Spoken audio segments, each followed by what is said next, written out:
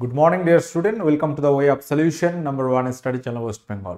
তো আমি তোমাদের ডাল্টন স্যার। তোমরা এখন পাচ্ছ জিকে জিএস কিং সিরিজের সায়েন্স থেকে ক্লাস, এবং আজকে আমরা আলোচনা করব পরিমাপের বিভিন্ন একক থেকে এমসিকিউ প্র্যাকটিস, এবং আজকে আমরা পার্ট 2 করব।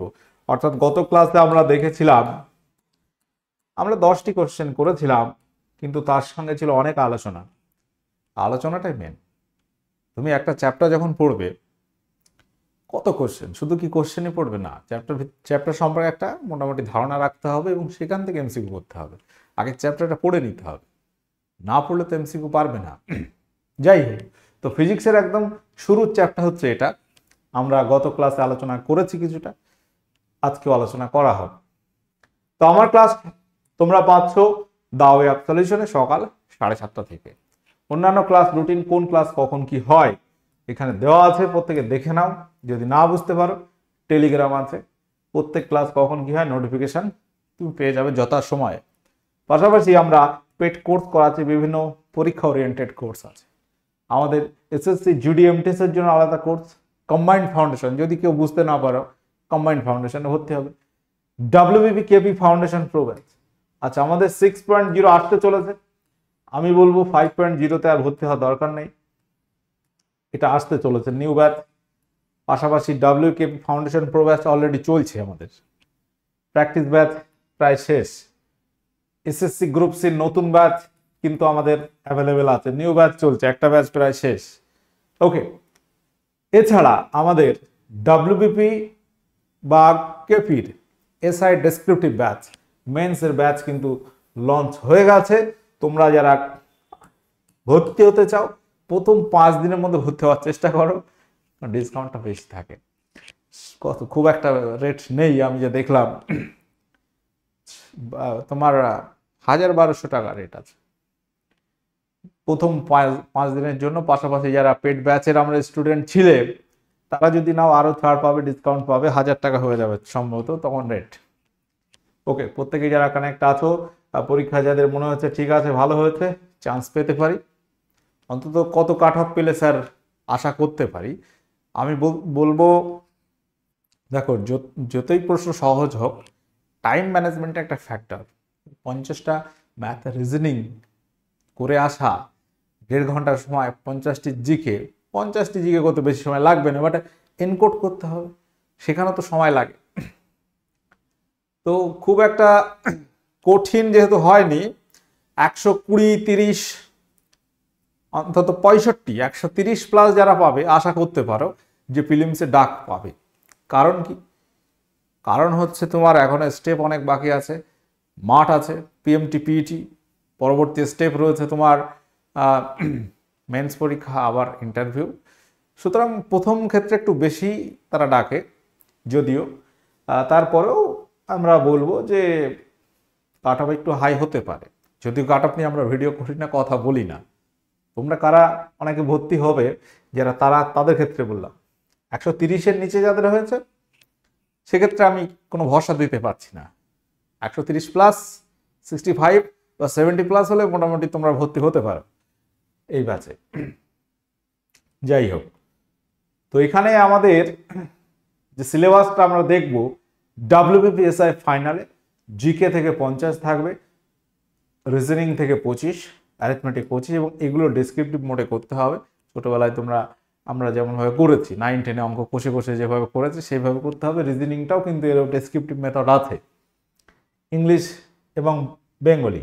এখানে প্রতিবেদন বা প্রেসি, যেটাকে বলি সারমর্ম লিখন, এরকম প্রশ্ন পাবে। ট্রান্সলেশন থাকবে, বঙ্গানুবাদ থাকবে, বাংলা ইংলিশ মিলিয়ে। তো এইগুলো তোমরা কিন্তু প্র্যাকটিস না করলে পারবে না। সেহেতু যারা মোটামুটি ভাবছো যে আমরা চান্স হতে পারে, অবশ্যই আগে থেকে প্রস্তুতি শুরু করে দাও। রেজাল্টের ওয়েট করলে আর হবে না, প্রস্তুতি করতেই পারো। এবার তোমার এটা না হোক অন্যটা কাজে লেগে যাবে, ঠিক ফ্ল্যাগশিপের এসে ডেসক্রিপটিভ কাজে লেগে যাবে। চলো, তো এই এমসিকিউ আমরা করেছিলাম প্রথম 10টা এমসিকিউ। তো আজকে তারপর থেকে আমরা শুরু করব। প্রত্যেকে যারা কানেক্ট আছো একটু খেয়াল করো, কোশ্চেন নাম্বার 10-এ আমরা এন্ড করেছিলাম, 11-এ এটা ছিল তোমাদের হোমওয়ার্ক।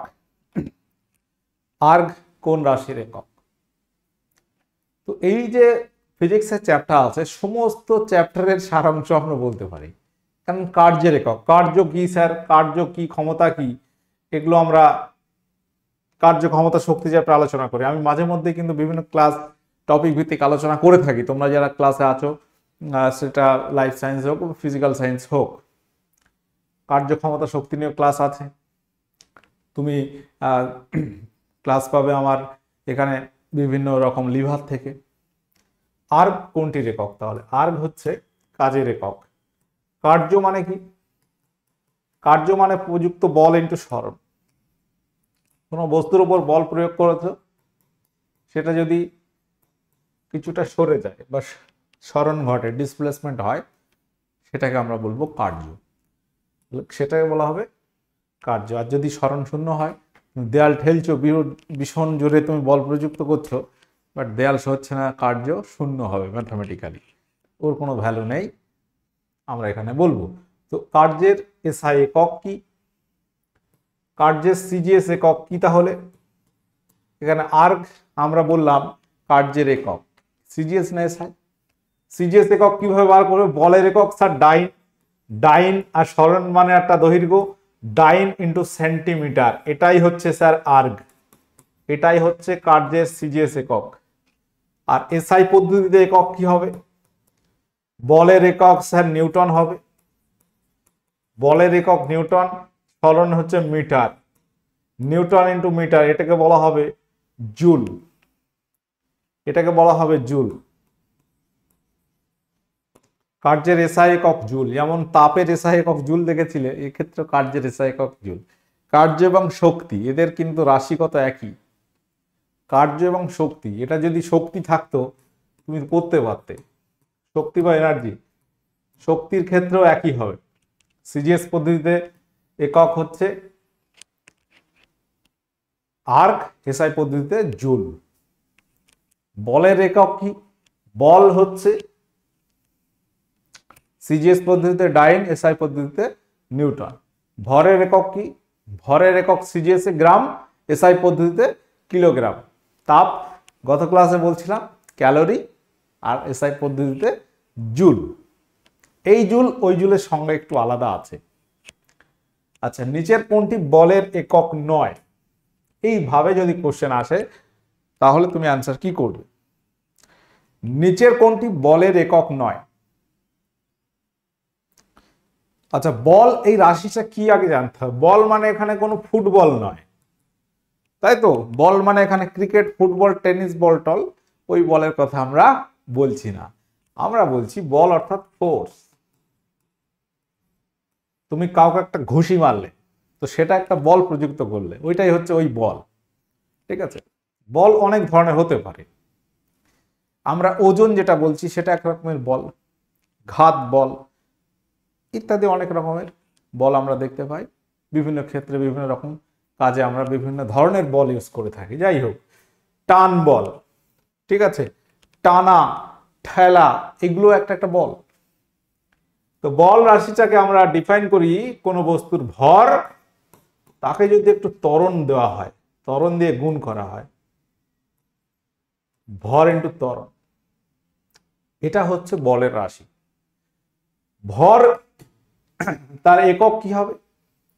তাহলে সিজিএস একক আমরা বলছি স্যার ডাইন হচ্ছে সিজিএস একক। সিজিএস পদ্ধতিতে একক ভরের একক কি স্যার? ভরের একক স্যার গ্রাম, ত্বরণ হচ্ছে সেন্টিমিটার পার সেকেন্ড স্কোয়ার। আমরা ত্বরণ রাশি, আমি একটা ক্লাস নিয়েছিলাম যে স্থিতি গতি, সেখানে সরণ, বেগ, দ্রুতি, ত্বরণ, মন্দন, এইগুলো নিয়ে আলোচনা করেছি। একটু সার্চ করলে তোমরা পেয়ে যাবে। খুব বেশি দিন হয়নি, সম্ভবত 1 মাস 1.5 মাস আগে ক্লাসটি নেওয়া হয়েছিল। তাহলে এই হচ্ছে সিজিএস একক, গ্রাম ইন্টু সেন্টিমিটার পার সেকেন্ড স্কোয়ার। এত কিছু মনে রাখা কি যায়? চলো লিখে দাও ডাইন, এটাই হচ্ছে সিজিএস একক। এসআই একক কি হবে? এসআই একক তুমি বানিয়ে নিতে পারবে, এখানে রাশিটা তুমি যদি জানো তুমি নিজের মতো বানিয়ে নিতে পারবে। তাহলে ভরের একক এসআই পদ্ধতিতে কেজি, কিলোগ্রাম, ত্বরণ এখানে সেন্টিমিটারের জায়গায় মিটার বসিয়ে দাও, সেকেন্ড টু সেকেন্ডই হবে। এটাকে আমরা বলছি স্যার নিউটন। কি হবে? নিউটন হবে। তাহলে KG into metre per second square মানেই তো নিউটন। তাহলে এখানে এটা আমরা বলের একক বলবো, নিউটন ডাইন বলবো, এটা বলের একক নয়। নিউটনকে ডাইন দিয়ে ভাগ করলে কোনো রাশি, বল ভাগ বল, কোনো কিছু থাকছে না। তাহলে এখানে এটা বলের একক নয়। বোঝা গেছে? বল পরিমাপ করি কোন রাশি দিয়ে? স্প্রিং তুলা যন্ত্র। সে ওজন পরিমাপ করি, ওজন এক ধরনের বল।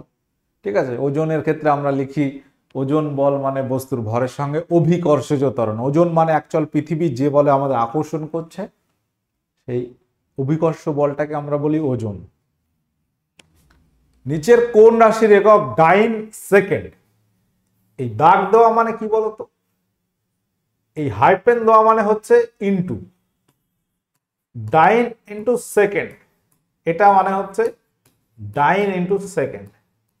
হাইপেন মানে হচ্ছে এখানে ইনটু, গুণ, মাল্টিপ্লিকেশন আছে। ভাগ থাকলে এরকম দাগ থাকবে। ঠিক আছে, যদি বলতো ডাইন ভাগ সেকেন্ড তাহলে এরকম দাগ থাকবে। আর এই যে হাইপেন থাকে মানে হচ্ছে গুণ করা আছে, ডাইন গুণ সেকেন্ড। তো এখানে এই বিষয়টাকে বুঝতে হবে। ডাইন ইনটু সেকেন্ড কিসের একক? আচ্ছা, ডাইন মানে আমরা কি জানলাম? বল। বলের সঙ্গে সময় গুণ করলে আমরা কি পাবো? আচ্ছা, বলকে একটু ভেঙে নিই। বল মানে ভর ইনটু ত্বরণ, ভর ইনটু ত্বরণ।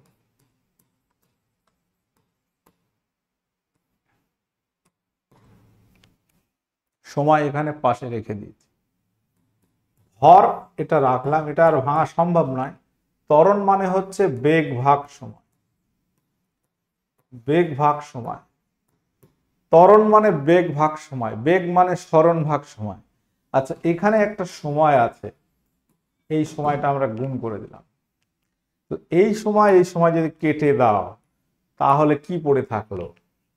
তাহলে পড়ে থাকলো ভর ইনটু বেগ।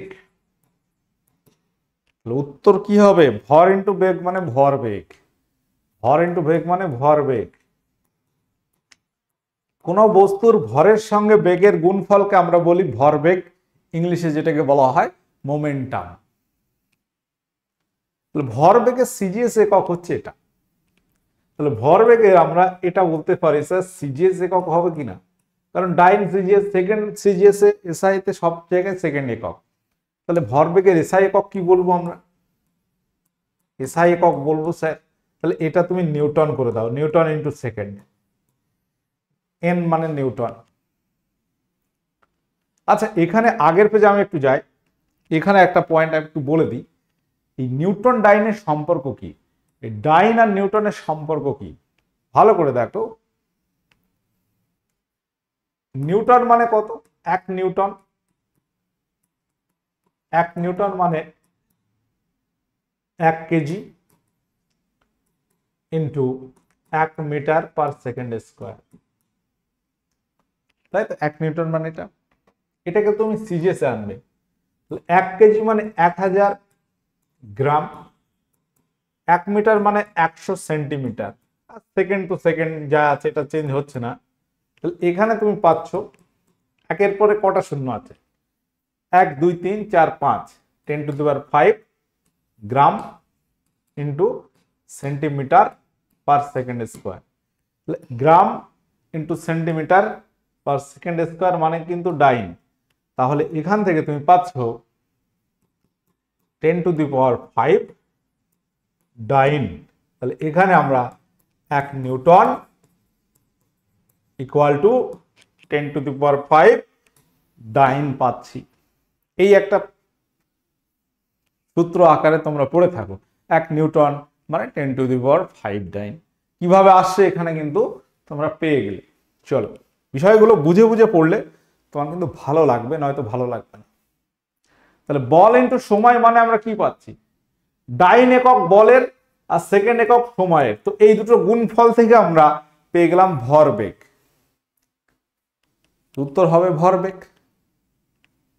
তোমরা ডাইরেক্ট বলতে পারো বা এটাকে ঘুরিয়ে লিখতে পারো।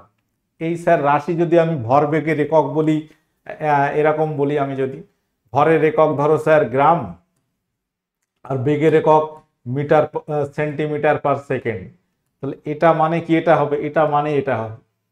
এটাকে তুমি যদি বলো স্যার ভরের এককটা আমি লিখবো কেজি আর বেগের একক লিখবো মিটার পার সেকেন্ড, তাহলে এটাও কিন্তু এসআই পদ্ধতিতে ভরবেগের একক হয়ে গেল। ভেঙে চুরে দেখলে এটা মানে এটা হবে, এটা মানে এটা নিউটন ইন্টু সেকেন্ড মানে KG into metre per second, এটা এস। ঠিক আছে, চলো তাহলে এগুলোকে তোমার বুঝে নিতে হবে। সিজিএস পদ্ধতিতে আয়তনের একক কি? সিজিএস পদ্ধতিতে আয়তনের একক কি হবে? আয়তন মানে কি বলতো? এটা আমরা একটা আঁকলাম চতুর্ভুজ বা আয়তক্ষেত্র, তুমি বললে আর একটা আঁকলাম। এবার এগুলো তুমি যোগ করে দিলে, এটা একটা ছবি পেলে ঘরের মতো না? এটা ঘরের ছবি পেলে, 3 ডাইমেনশনাল একটা চিত্র পেলে, ত্রিমাত্রিক ছবি একটা পেলে, দেখে মনে হচ্ছে একটা বক্স। তাহলে এখানে 3টি রাশি আছে আর 3টি জায়গা আছে। একটাকে বলছি আমরা, এটাকে বলছি ধরো দৈর্ঘ্য, একটা বলছি দৈর্ঘ্য, এটাকে আমরা বললাম প্রস্থ, আর এইটাকে বললাম উচ্চতা। 3টি রাশির গুণফল যা করলে একটা মেঝে মানে দৈর্ঘ্য ইন্টু প্রস্থ, এর সঙ্গে এবার উচ্চতা গুণ করলে ভেতরের যে জায়গাটা এটা পেয়ে গেলে এটাকে বলা হয় আয়তন। তাহলে আয়তন মানে আমরা কি বলতে পারি ইন জেনারেলি? আয়তন মানে আমরা পাচ্ছি দৈর্ঘ্য গুণ প্রস্থ গুণ উচ্চতা।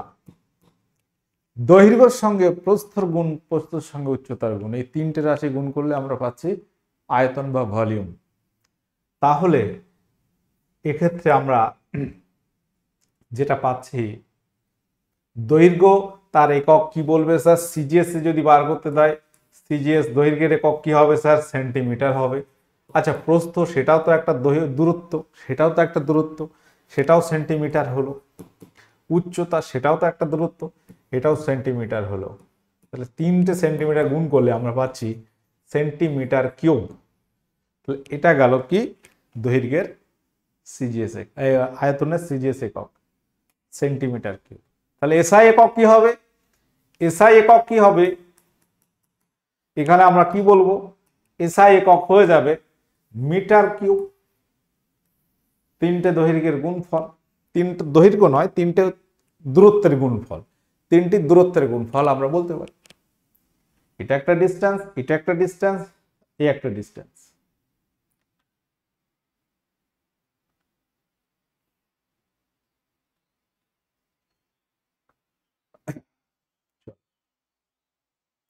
যাই হোক, তো এই ব্যাপারটা আশা করি বোঝা গেছে। ক্ষেত্রফল বললে তুমি সেন্টিমিটার স্কোয়ার করতে শিখিয়েছে, এসআই বললে মিটার স্কোয়ার। কম্পাঙ্কের একক কি? ভেরি ভেরি ইম্পর্টেন্ট কোশ্চেন, পরীক্ষায় অনেকবার এসছে। কম্পাঙ্ক, যেটাকে ইংলিশে আমরা কি বলি? ফ্রিকোয়েন্সি। ফ্রিকোয়েন্সি বা কম্পাঙ্ক। কম্পাঙ্ক মানে কি? কোনো কম্পনশীল বস্তু 1 সেকেন্ডে যতবার পূর্ণ কম্পন হয় বা যতবার কাঁপে তাকে বলা হয় ওই কম্পনশীল বস্তুর কম্পাঙ্ক। অ্যাকচুয়ালি কম্পাঙ্ক মানে 1/সেকেন্ড, এটাকে বলা হয় হার্জ, এটাকে বলা হয় হার্জ। কম্পাঙ্কের একক হচ্ছে হার্জ। এটার আরেক নাম আছে সাইকেলস পার সেকেন্ড, এটাকেই বলা হয় সাইকেল মানে চক্র, সাইকেলস পার সেকেন্ড। এই হার্জকে এটাই বলা হয়, ঠিক আছে, 1/সেকেন্ড। নিচের কোন রাশির একক? ভোল্ট। কোন রাশির একক হচ্ছে ভোল্ট? তড়িতে আমরা এই চ্যাপ্টারগুলো আলোচনা করে থাকি। তো এই যে চ্যাপ্টারটা আমরা বলেছি যে ফিজিক্সের সমস্ত চ্যাপ্টার একটা সারমর্ম, কারণ এই ফিজিক্সে সব চ্যাপ্টারের একটা একটা পয়েন্ট চলে আসে, কার্য, ক্ষমতা, শক্তি, ত্বরণ, সরণ, বেগ, ভর, ওজন, ঠিক আছে, তড়িৎ, প্রবাহ মাত্রা, আচ্ছা ক্ষেত্রে প্রাবল্য, বিভব, আধান, এইগুলো। আচ্ছা, ভোল্ট হচ্ছে তড়িৎ বিভব বা বিভব পার্থক্যের একক। পাশাপাশি মনে রাখবে তড়িৎ চালক বলের একক যদি বলে তাহলে সেখানেও আমরা করব ভোল্ট, ঠিক আছে। যদি বলা তড়িৎ প্রবাহ মাত্রা কিসের একক, তড়িৎ প্রবাহ মাত্রার একক কি, এখানে বলবে অ্যাম্পিয়ার। তড়িৎ প্রবাহ মাত্রার একক কি স্যার? অ্যাম্পিয়ার। এএমপি অনেক সময় লেখা হয়। তড়িৎ আধানের একক কি স্যার? কুলম। তড়িৎ ক্ষেত্রের প্রাবল্যের একক কি, এটা তোমরা কমেন্ট করবে। আচ্ছা, পরবর্তী কোশ্চেন, নিচের কোনটি চাপের একক?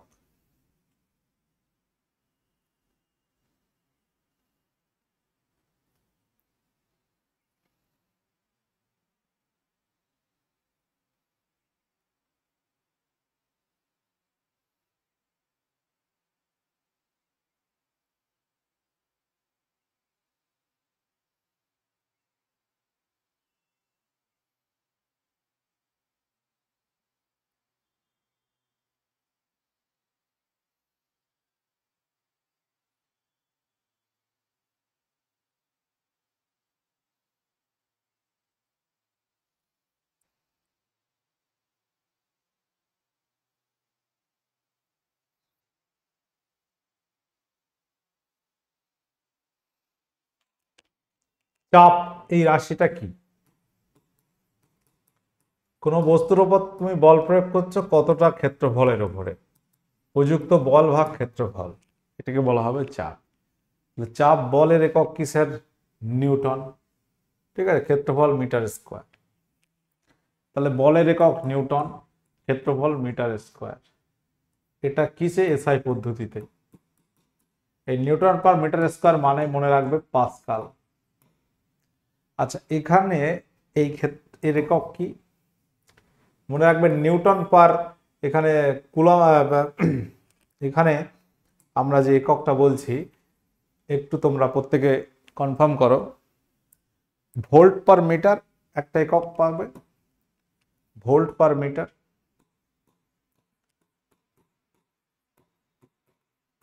বা এটাকে নিউটন পার কুলম্ব অনেক সময় বলা হয়, ঠিক আছে। তড়িৎ ক্ষেত্রের প্রাবল্যের একক।